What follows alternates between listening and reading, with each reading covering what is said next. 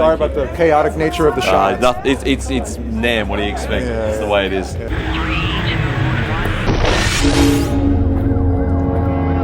Greetings, folks. Jason here from JasonVideoMusicTokyo. I'm at the Paul Reed Smith booth at the 2019 NAMM show, and I am standing next to somebody that all of you people out there who love your technical metal are going to be so happy I'm chatting to this guy. This is Mark Holcomb. From the band? Aerosmith. No, Periphery.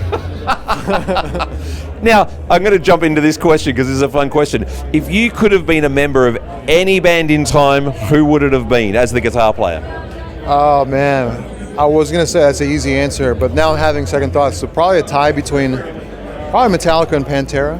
Ooh. Like old vintage Metallica in the 80s, because that was what my idea of rock and roll and metal was growing up. Yep. And then maybe Pantera because they shaped modern metal. So it's definitely those two. It's probably Metallica. Yeah. Mine would be, I was so cut when Chris DeGamo left Queensryche. I would have loved to have taken his job and joined Queensryche. Wow, that's a good answer.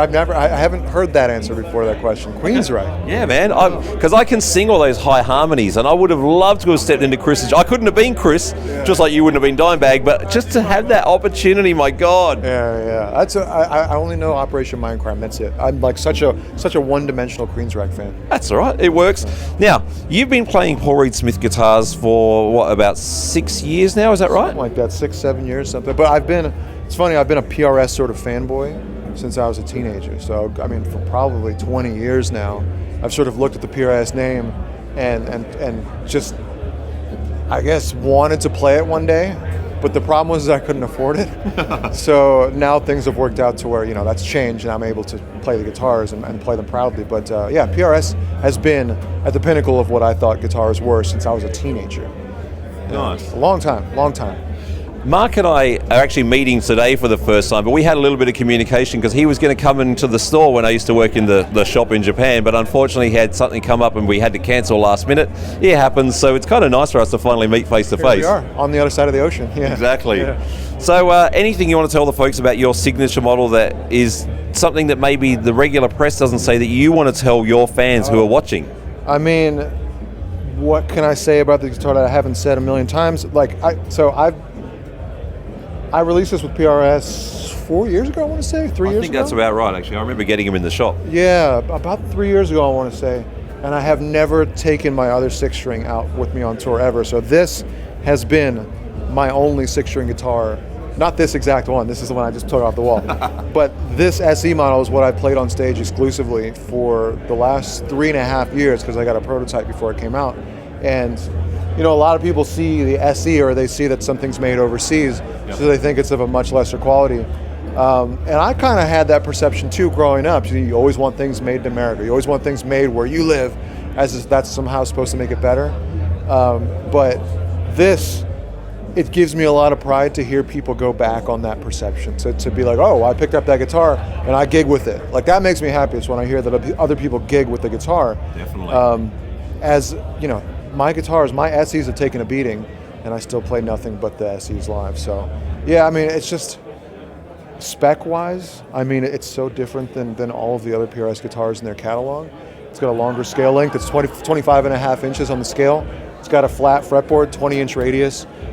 It's got Seymour Duncan pickups that I developed with Seymour Duncan, the Alpha Omega set, and string-through body. Just a ton of things that I think set it apart in such a vital way, and in a way that lends itself to metal. Of course. The thing that sets this guitar apart for me that I really love, if you can flip it around, the fact that you've got a matte finish neck. Yeah. Or so, satin, I should say. I sweat like an animal live. So when I have a glossy neck, my hand's constantly sticking to a glossy neck. So it was important for us to have something that would not cause that, to have a constant satin finish. And it lasts, satin wears off over the years, but mine still has all the satin on it. So yeah. Plus, with the type of riffs that you guys play, I mean, you'd be so going across the fingerboard. The friction that could be created with the wrong neck would be ridiculous. Oh yeah, that's precisely why. I mean, between the guitars I play and the other two guitar players in the band, we all have the satin neck in common. We can't not have the satin neck because the music is so acrobatic. You're starting here,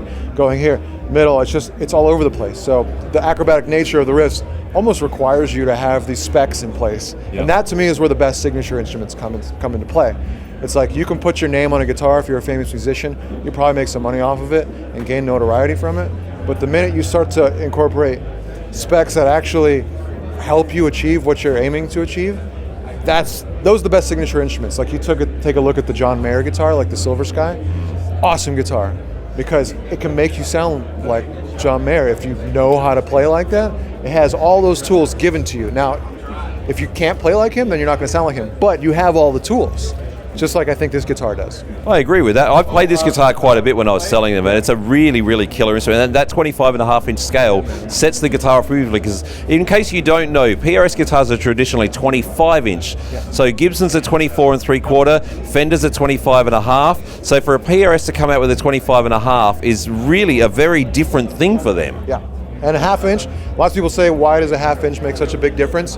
It makes an enormous difference when you start talking about tuning down. So the highest tuning that we have is drop C. That's the highest tuning that we have. What is your lowest tuning? On the new album, there's drop G on a 6-string.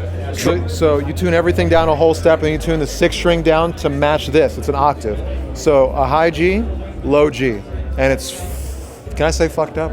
You've already said it. It's fucked up, yeah. Out of curiosity, what is the gauge that you put on for a drop G on a C string? In the studio, normally I use 11 to 56. I think in the studio we use a 60 or 62. We use a pretty fat gauge to go on the 6. You'd have to. Yeah, you really do have to. But again, it's not possible without the scaling. If you were thinking about, 25.5 is arguably too short to accommodate drop G. Of course. But it sort of induces this floppiness. Yeah. You know, this floppiness that's really fun. Yeah, well, because your band's so known for floppiness. We love the floppiness. We love the floppiness. That's right. There's so many ways you could take that. Mark, it's been a pleasure to finally meet you face to face, mate. It's really cool. My pleasure, man. Mark Holcomb from Periphery. I'm Jason from JasonVideoMusicTokyo. Rock on. Thank you.